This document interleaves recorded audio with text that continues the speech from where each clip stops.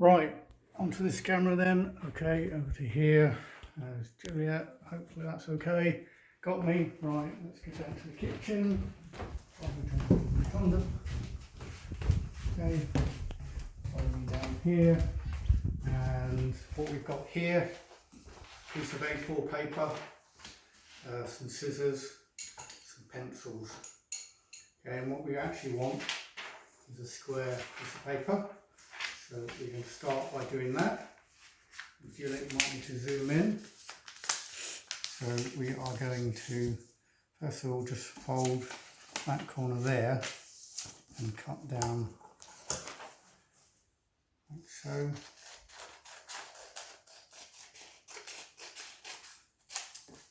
Okay, now children, be careful of the sharp scissors. Okay, so what you end up with is a square. Now, if you have a square of paper like this, which is different colour on one side, plain on the other, or origami paper, then you can use that. I'm going to use that. Now, first thing we're going to do is fold that diagonal. This is really easy, even I can do it. Okay, there's a diagonal. Juliet's going to correct me when I get it wrong. So turn this so that it's facing me, so that it's a sharp points up there, right angles facing me. Okay, and what we're going to do is fold it up at the bottom, and I'll show you closer in a minute. So it's not at 90 degrees, it's at an angle. So you can see the way this little corner sticking out the back. So if I just do that fold there again, yeah, it's literally just over like that. Yeah, and you can see the boat type shape. So if we turn it over, and we basically fold it back on that fold. Yeah, so it's the same shape. We've basically just made sure it folds both ways. Okay, so that's the shape of a boat. Bit sticking out the back and the bow at the front. Okay, and what we're going to do is actually unfold it. A bit tricky to explain this. We want the short fold here, basically pointing out, and this longer bit is pointing downwards basically. We're going to bring these together so it's back into the same shape. Okay, I'll show it different angles there.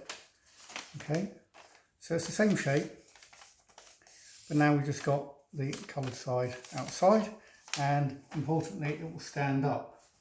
Okay, and what we're going to do is, first of all, I'm going to put my logo and my name on it. On the port side. On the port side. So let's give the boat a name first. So this boat's going to be named after a project I'm working on at the moment. There's a little porthole. I'll put the name on both sides. This is the name of my actual yacht when I get round to buying it. Okay, right, so my logo for my project is a bee. So let's draw this little bee nice and quickly, so you guys can take the time. Give him some ears, give him some wings. Look at that artistic talent.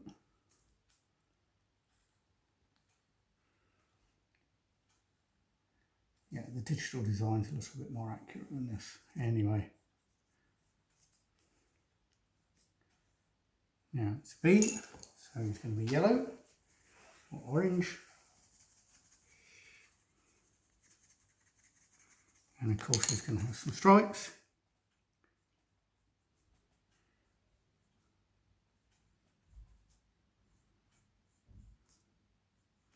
And lessons of worker bee.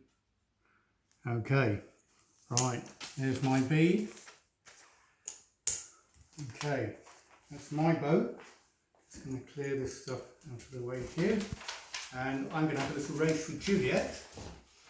I'll pop that out of the way there. Juliet, if you want to get your boat that you made earlier, okay, just taking the camera there. Now, my design's much better than yours, of course. I forgot my number on the back. I should write my number on the back. Number 36, that's my lucky number. I don't know why. Someone will analyse that in later life and tell me why. Right, what we're going to do is mark out the finishing line. Now I got some masking tape because I've got loads of that stuff knocking around the house. You can use anything you like. You can even use an orange and an apple, just to mark the finishing line. Okay, all that's important here, don't be too far forward, fair, as long as they win. Okay, right, we're blowing these boats downwind on the count of 3, 2, 1, go.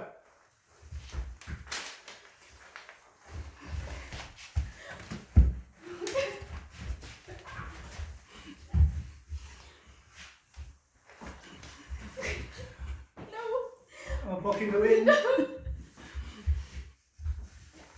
Oh, it's not quite across. I can't do it. And he's there! Yay! Now, time for one quick last demonstration. Your boat's there, right? That was downwind. Okay, of course Matthew never does anything without there being a lesson on how to sail. And what we're going to do, the wind is still going that way, with the wind. Okay, and we're going to show you, hopefully, how the boat doesn't go anywhere when it's pointing into the wind. Okay, don't blow it sideways.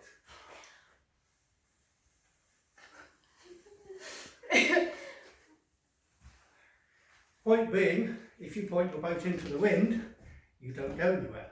Anyway, let's go back and let's see what Steve's got to do. Okay.